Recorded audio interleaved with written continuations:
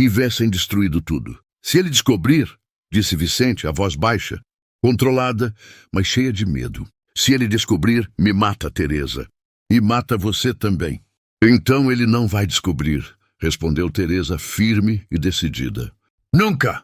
Mas os dois sabiam a verdade. Segredos daquele tamanho não ficam escondidos para sempre. Enquanto eles planejavam como proteger aquele segredo, Ana Clara observava de longe. Ela tinha visto Teresa saindo no meio da noite. Tinha seguido novamente. E tinha ouvido tudo. Grávida de Vicente. O ciúme dentro dela se transformou em algo mais perigoso. Vingança. Os meses se arrastaram. Julho, agosto, setembro. A barriga de Teresa crescia, e com ela o medo. O barão escrevia cartas da Europa, animado com a notícia do filho, enviando presentes, planejando o batizado, escolhendo padrinhos entre a elite do império. Ele voltaria em dezembro, para o Natal, para conhecer o herdeiro. Teresa lia as cartas e sentia o estômago revirar, não de náusea da gravidez, mas de culpa, de medo, de saber que tudo estava prestes a desmoronar. Vicente trabalhava em silêncio, mais calado que nunca. Evitava olhar para ela quando outros estavam por perto. À noite, quando podiam se encontrar, ele colocava a mão na barriga dela. Sentia o bebê se mexer e chorava. Chorava porque amava aquela criança que nunca poderia chamar de sua. E Ana Clara esperava. Observava, planejava. Escrevia no diário tudo o que via.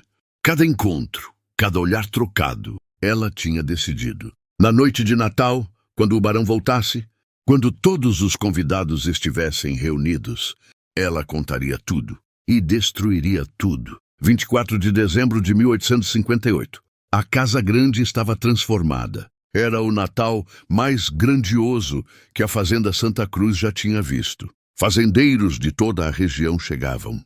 Autoridades da capital. O padre. Famílias inteiras vestidas com suas melhores roupas. A mesa estava farta.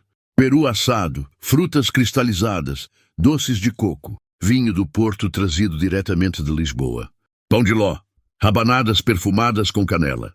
O presépio estava montado na sala principal, iluminado por dezenas de velas. O menino Jesus ainda não estava no centro. Seria colocado à meia-noite, durante a missa na capela.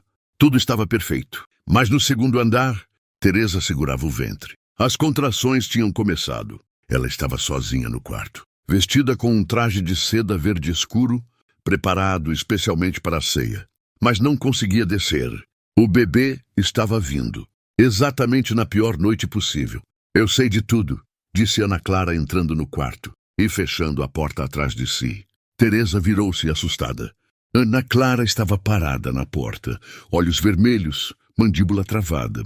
Ana Clara, não agora, disse Teresa, a voz fraca e dolorida. Não agora? E quando seria o momento certo, Teresa? Quando você ia me contar que está grávida de um escravo? Teresa empalideceu. Outra contração a atingiu. Ela se segurou na cama, dobrando de dor. Como você sabe? Perguntou Teresa entre dentes, sofrendo. Eu vi vocês, na oficina, em maio, respondeu Ana Clara, a voz tremendo de raiva e dor. Vi o beijo, vi tudo. Ana Clara deu um passo à frente, lágrimas descendo pelo rosto. E sabe o que é pior? Eu o amava, Teresa. Eu o amei primeiro. Mas você tem tudo. Marido, casa, riqueza, respeito. E ainda roubou o único homem que eu quis. Ana Clara, por favor, eu não sabia. Eu nunca quis. Implorou Teresa desesperada. Vou contar, disse Ana Clara, firme e decidida. Hoje à noite, na frente de todos. Vou contar ao barão, aos convidados, a todos. E foi naquele momento que o bebê decidiu nascer. Meia-noite. Lá embaixo, todos os convidados desciam para a capela da fazenda. Era a hora da missa, da celebração do nascimento de Cristo. Mas no quarto do segundo andar, outro nascimento estava acontecendo. Ana Clara, apesar de toda a raiva, não conseguiu abandonar a irmã. Quando viu Teresa caindo de dor, quando percebeu que o bebê estava nascendo naquele momento, algo dentro dela falou mais alto. Ela trancou a porta, buscou água, panos limpos e ajudou. O parto foi rápido, mas intenso. Teresa mordia os próprios lábios para não gritar. Não podia chamar atenção. Não podia deixar ninguém subir. E então o bebê nasceu, Ana Clara pegou a criança nos braços, limpou, envolveu em um pano branco. Um menino. E quando ela olhou para o rosto dele, viu os olhos escuros e profundos. A pele um tom mais escuro que a de Teresa. Os traços inconfundíveis. A verdade escancarada naquele rostinho recém-nascido. Meu Deus, sussurrou Ana Clara, já assustada. Não há como esconder. Teresa, exausta, estendeu os braços. Me dá ele, por favor. Ana Clara colocou o bebê nos braços da irmã. E pela primeira vez em meses, a raiva desapareceu. Vendo Teresa segurando aquele bebê, chorando, amando, Ana Clara entendeu. Não era sobre roubar, não era sobre escolher. Era sobre amor. Aquele amor impossível, proibido, perigoso, mas real. Teresa, eu não vou contar, disse Ana Clara, a voz baixa e arrependida. O quê? Perguntou Teresa incrédula. Eu não vou contar nada, a ninguém. Você é minha irmã, e esse bebê é meu sobrinho. Teresa segurou a mão de Ana Clara. Apertou, chorando. Obrigada, obrigada.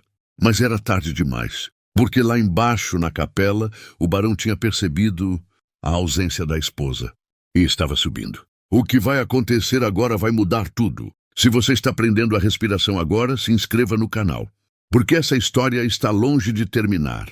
A porta se abriu. O barão Augusto de Almeida entrou. Ele era um homem imponente, 45 anos, cabelos grisalhos, bigode bem aparado, olhos claros e penetrantes. E ele viu tudo, o sangue nos lençóis, Ana Clara com panos nas mãos, Teresa exausta, segurando um bebê recém-nascido. O que está acontecendo aqui? Perguntou o barão, a voz baixa, controlada, mas perigosa. Ninguém respondeu. Teresa não conseguia falar. Ana Clara estava paralisada. O barão se aproximou devagar, como um predador. Meu filho nasceu e vocês não me chamaram. Ainda silêncio. Ele chegou perto da cama, estendeu os braços. Me dá meu filho. Teresa olhou para ele, lágrimas caindo. Não havia escolha. O barão pegou o bebê nos braços, olhou para o rosto da criança e ficou em silêncio. Um silêncio pesado, longo, sufocante. Ele olhou para a pele do bebê, para os olhos, para os traços, e soube. Esse, disse o barão, a voz tremendo de raiva contida, não é meu filho. Teresa soluçou. Augusto, eu posso explicar.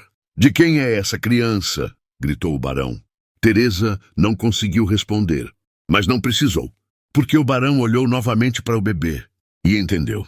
Um escravo, disse ele, a voz gelada e mortal. Você me traiu com um escravo. O barão colocou o bebê bruscamente no berço. Guardas, acordem os guardas! Tragam Vicente, agora! Vicente estava dormindo na senzala quando os guardas chegaram. Não teve tempo de entender o que estava acontecendo. Foi arrancado da cama, arrastado para fora, algemado. Todos os escravos da fazenda foram acordados, forçados a sair, a formar um círculo no pátio central, porque o que vinha a seguir era um exemplo. Vicente foi amarrado ao pelourinho, as mãos presas acima da cabeça, as costas expostas, o corpo tenso. Ele olhou para a casa grande e viu Teresa na janela do segundo andar, chorando, implorando, mas sem poder fazer nada. 50 chibatadas, ordenou o barão, a voz fria, sem emoção. O feitor levantou o chicote. A primeira chibatada rasgou a pele de Vicente. Ele não gritou, não chorou, não implorou. A cada golpe, Teresa gritava da janela. Para! Por favor, para! Mas ninguém parava. 10 chibatadas, 20, 30. O sangue escorria pelas costas de Vicente. Manchava o chão de terra. 40 chibatadas. Vicente começou a cair, os joelhos cedendo, o corpo desistindo. 50. Vicente desabou. Inconsciente, coberto de sangue, quase morto. Os guardas o desamarraram. Jogaram um balde de água fria para acordá-lo. E então o barão se aproximou. Curvou-se, falou baixinho, apenas para Vicente ouvir. Você nunca mais vai vê-la.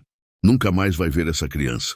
Amanhã você será vendido para o mais longe possível e vai passar o resto da sua vida lembrando do que seu amor custou. 3 dias depois do Natal, a fazenda Santa Cruz estava em silêncio. Os convidados tinham ido embora. A mesa farta, desmontada. As decorações retiradas. O Natal tinha acabado. E com ele, tudo. Teresa foi mandada para um convento em Minas Gerais. Não teve direito a despedidas. Não pôde levar nada, apenas as roupas que vestia. Antes de partir, ela pediu apenas uma coisa: ver o bebê uma última vez. O barão negou. Essa criança não é mais sua. O bebê foi entregue a uma família de escravos libertos em outra cidade, com dinheiro suficiente para criá-lo, educá-lo, mas longe de tudo, longe da verdade. Vicente foi vendido para uma fazenda no interior de São Paulo, a quase 500 quilômetros de distância. Ele nunca mais viu Teresa, nunca mais viu o filho, e Ana Clara ficou na fazenda. O barão permitiu, afinal, ela não tinha para onde ir, mas ela carregava a culpa. Culpa por ter guardado o segredo por tanto tempo. Culpa por ter pensado em contar. Culpa por não ter feito nada que pudesse mudar o final. Ela nunca se casou. Passou o resto da vida naquela fazenda. Sozinha, silenciosa. Visitava o quarto onde o bebê tinha nascido. Acendia velas, rezava. Morreu aos 42 anos. Solitária, com o nome de Vicente nos lábios. Anos depois, décadas depois, dizem muitas coisas sobre aquela noite de Natal de 1858. Dizem que o menino cresceu, que se tornou um homem livre, um ferreiro como o pai, que tinha mãos fortes, voz suave, olhos profundos, que nunca soube sua verdadeira história. Dizem que Vicente, mesmo vendido, separado de tudo, guardou o nome daquela mulher no coração até o último dia de vida. Que nas noites de Natal ele olhava para o céu e sussurrava: Teresa, onde quer que você esteja, eu nunca esqueci. Dizem que Teresa passou 30 anos no convento. Rezou todos os dias, trabalhou em silêncio. Aceitou a penitência. Mas toda noite de Natal, ela acendia uma vela na janela. Uma vela para o filho que nunca criou. Para o homem que nunca esqueceu. Para o amor que nunca morreu. E dizem que naquela fazenda, mesmo depois que o barão morreu, mesmo depois que tudo mudou, toda noite de Natal ainda se ouve um choro de bebê, vindo do quarto do segundo andar. O choro da criança que nasceu no Natal e que mudou tudo para sempre. Essa foi a história do Natal em que tudo mudou. Uma história de amor impossível, de escolhas difíceis, de consequências devastadoras. Se essa história tocou você, se ela mexeu com algo aqui dentro, se inscreva no canal, ative o sininho. Porque aqui a gente conta histórias que ninguém mais conta. Histórias reais, histórias profundas. Histórias que ficam com você para sempre. Deixe nos comentários. Você teria feito a mesma escolha que Teresa? Ou você teria enfrentado tudo de frente? Compartilhe essa história, porque algumas histórias precisam ser contadas. E se você quer mais histórias como essa, o próximo vídeo já está te esperando.